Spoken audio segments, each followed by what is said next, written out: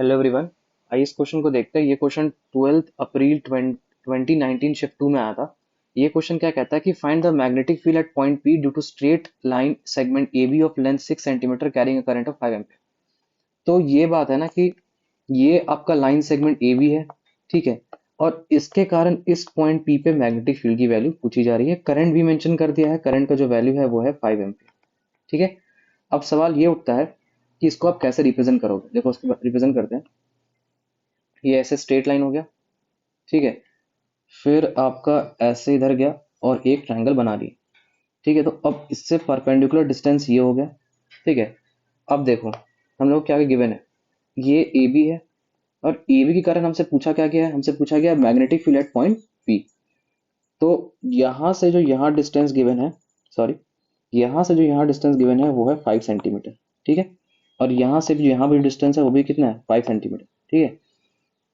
तो क्या इसके आधे को मैं लिख सकता हूँ 3 सेंटीमीटर, क्योंकि टोटल लेंथ क्या है, देखो टोटल लेंथ आपका 6 सेंटीमीटर है, तो आधा हो गया 3 सेंटीमीटर, ठीक है। तो अगर मैं यहाँ पे इसको मानता हूँ थीटा 1 और इसको मानता हूँ थीटा 2, हालांकि थीटा 1 थीटा 2 दोनों आइडेंटिकल ही है। क्यों आइडेंटिकल है?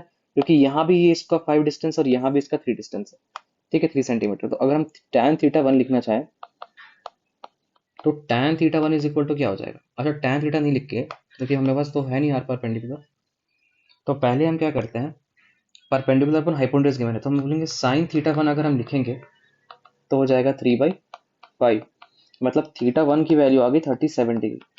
अब हमको अब बोलोगे सर आप ऐसा कर क्यों रहे हो, तो हम बोलेंगे देखो इस वायर में 5 एम्पीयर करंट फ्लो कर रहा है, और ये जो केस है इसको सॉल्व करने के लिए हम वही केस लेंगे जब एक फिनाइट वायर है, उस पर कोई करंट चलता है, आई करंट। तो इस पॉइंट पी पे अगर यहाँ से यहाँ थीटा 1 बन रहा है और यहाँ से यहाँ थीटा 2 बनता है, तो magnetic field at point P की जो वैल्यू होती है वो क्या होती है, μ0I/4πd sin θ1 प्लस sin θ2। ये डी क्या है, असल में डी ही तो हमको यहाँ भी निकालना है। डी यहाँ से यहाँ डिस्टेंस है, असल में आर परपेंडिकुलर डिस्टेंस है, तो हम यही आर परपेंडिकुलर के लिए थीटा निकाले। अब देखो अगर हम tan 37 लिखें तो क्या हो जाएगा, tan 37 इज इक्वल टू हो जाएगा tan 37 is equal to 3/r perpendicular. अब tan 37 की वैल्यू क्या होती है, 3/4, ठीक है। तो ये हो गया 3 और आर परपेंडिकुलर, तो आर परपेंडिकुलर की वैल्यू क्या आ गई, 4 सेंटीमीटर, ठीक है। तो अब देखो magnetic field due to A B at point P पे निकालते हैं। तो इस पॉइंट पी पे क्या हो जाएगा, इस पॉइंट पी पे हो जाएगा क्या हो जाएगा बताओ, ये हो जाएगा μ0, करंट की value 5 ampere, μ0I/4πd, are perpendicular भी निकाल कर आया 4 सेंटीमीटर, और थीटा 1 और थीटा 2 दोनों का जो वैल्यू है वो सेम है, theta 1 is equal to theta 2 है, बता दिया था क्योंकि दोनों सेम ही आ रहा था। तो sin 37 प्लस sin 37 दोनों को जब ऐड करा तो ये हो गया 4π × 10⁻⁷ इंटू 5/16π × 10⁻⁻2, 3/5 प्लस 3/5। तो ये कटा तो आ गया 2/3 इंटू 10⁻⁷ इंटू 5/10⁻²।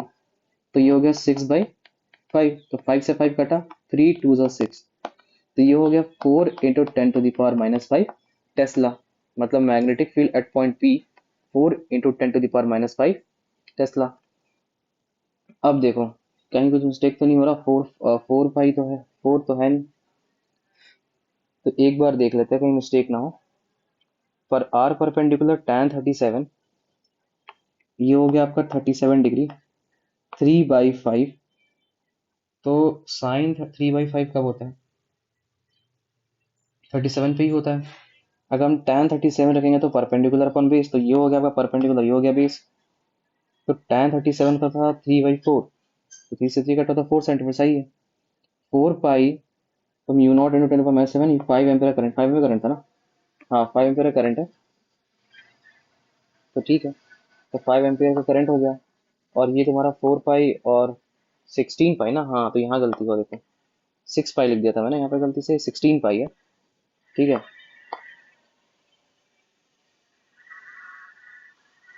16 पाई था ना भाई। तो अब देखो तो ये कितना हो जाएगा, 5 × 10⁻⁻⁵ अपॉन 4 इंटू 6/5, तो 5 से 5 कटा, 2 3 जा 6, 2 2 जा 4, तो 3/2 इंटू 10⁻⁻5, सॉरी -5 हो गया, is equal to 1.5 into 10⁻⁻5 tesla. तो 1.5 इंटू 10⁻⁻5 टेस्ला, एक ऑप्शन दिखा 34 का हो जाएगा डी, तो ये रहा इसका सोल्यूशन।